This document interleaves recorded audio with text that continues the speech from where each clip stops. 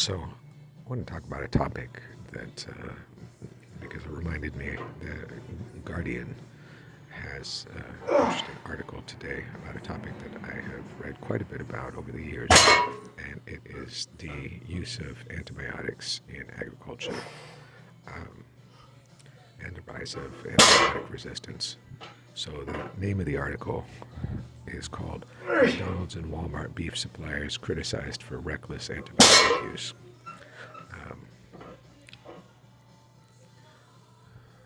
It says most important antibiotics for human health still used in supply chains of major U.S. food companies, risking spread of superbugs. So that is all true. So it's saying suppliers of beef to McDonald's, Taco Bell, and Walmart are sourcing meat from U.S. farms that use antibiotics linked to the spread of dangerous superbugs. They list some other firms as well. Cargill, the packing companies, Cargill, JBS, and Green Bay are listed as risking public health by still using antibiotics classed as what they call HPCIAs, which means highest priority, critically important to human health antibiotics. So the World Health Organization says they're using those drugs in farming should be stopped because they're still very important for human health. And what happens is that the conditions that they use them in, they're using, I think I read somewhere that it was probably a good 80% of the antibiotics that were sold in this country are used for the purpose of livestock. So the more you use something, the more risk there is for to evolve resistant bacteria, which means bacteria that against which these antibiotics are not effective. And I won't go into the science of how they do it here, but it's much more efficient. They are much more efficient than the way humans evolve, because bacteria evolve so quickly. Well, they reproduce so quickly, so which means that they can go through many generations much more quickly than we can. They can also do something which is called horizontal gene transfer, which is almost like bacteria to another bacteria can kind of take out one of their genes, for example, a gene for antibiotic resistant, and hand it to the guy next door and say, oh, hey, here, try this one on. And it almost works that way. So that's much more, that is so efficient as far as being able to spread that antibiotic resistance. So it says that the U.S. has banned using antibiotics as growth promoters since 2017.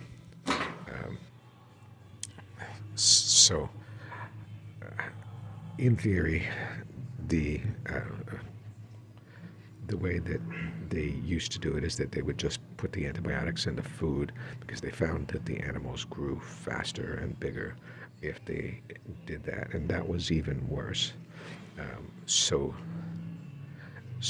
now apparently they have to get a prescription from a veterinarian in order to theoretically treat sick animals. And the article does say that that after this ban went into effect, the buy rate of these antibiotics decreased by about a third, so which is good. But the problem is inherent in the whole system, because, okay, let's say in theory you can't use it for growth promotion, but the conditions that they keep the animals in are so horrendous that these animals are getting it sick. So all the animals practically are sick. So they're still using a ton of antibiotics because they keep them in these unsanitary conditions.